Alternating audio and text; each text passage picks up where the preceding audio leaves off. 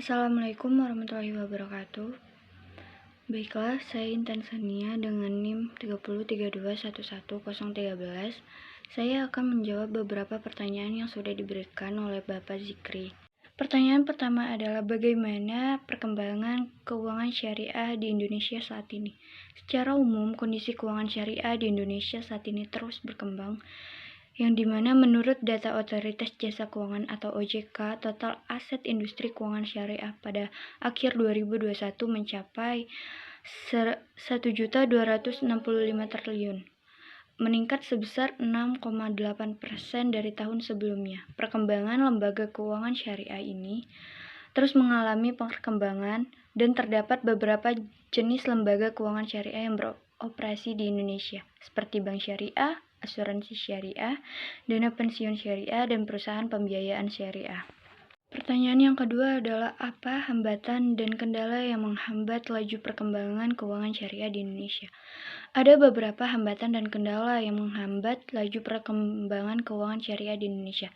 Di antaranya yang adalah pertama, kurangnya pemahaman masyarakat tentang keuangan syariah, yang dimana masih banyak masyarakat yang belum memahami tentang keuangan syariah dan manfaatnya, sehingga mereka lebih memilih untuk menggunakan produk keuangan konvensional.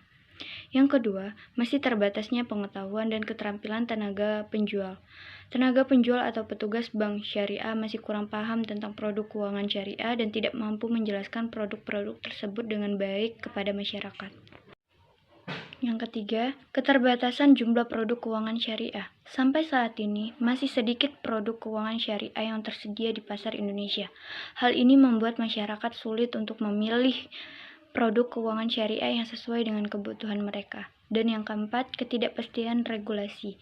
Belum adanya regulasi yang jelas dalam keuangan syariah di Indonesia membuat perbankan syariah masih kesulitan untuk berinovasi dan mengembangkan produk-produk keuangan syariah yang lebih kreatif. Dan yang kelima, ketidakmampuan industri keuangan syariah untuk bersaing. Meskipun perkembangan keuangan syariah di Indonesia cukup pesat, namun masih terdapat kendala dalam hal bersaing dengan perbankan konvensional. Yang keenam, perbedaan tata kelola dan manajemen. Keuangan syariah memiliki tata kelola dan manajemen yang berbeda dengan keuangan konvensional, sehingga membutuhkan tenaga ahli yang berbeda dan ketersediaan sumber daya yang memadai untuk mengolahnya. Yang ketujuh adalah keterbatasan infrastruktur dan teknologi. Meskipun sudah banyak bank syariah yang berdiri, namun masih ada keterbatasan infrastruktur dan teknologi yang memadai untuk mendukung perkembangan keuangan syariah di Indonesia.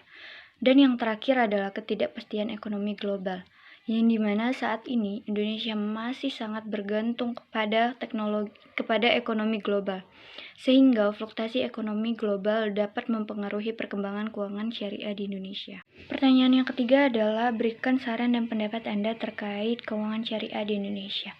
Untuk mempercepat perkembangan keuangan syariah di Indonesia, ada beberapa hal yang perlu dilakukan.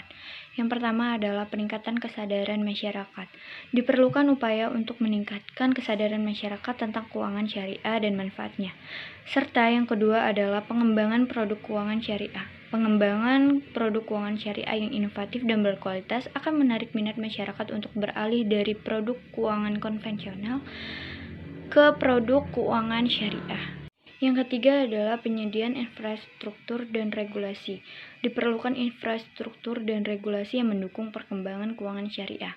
Pemerintah perlu memperkuat regulasi yang menjamin keamanan dan kredibilitas produk keuangan syariah, serta membangun infrastruktur yang memadai untuk mendukung operasional lembaga keuangan syariah.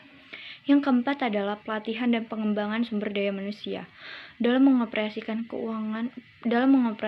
produk keuangan syariah, perlu didukung oleh sumber daya manusia yang berkompeten di bidang keuangan syariah.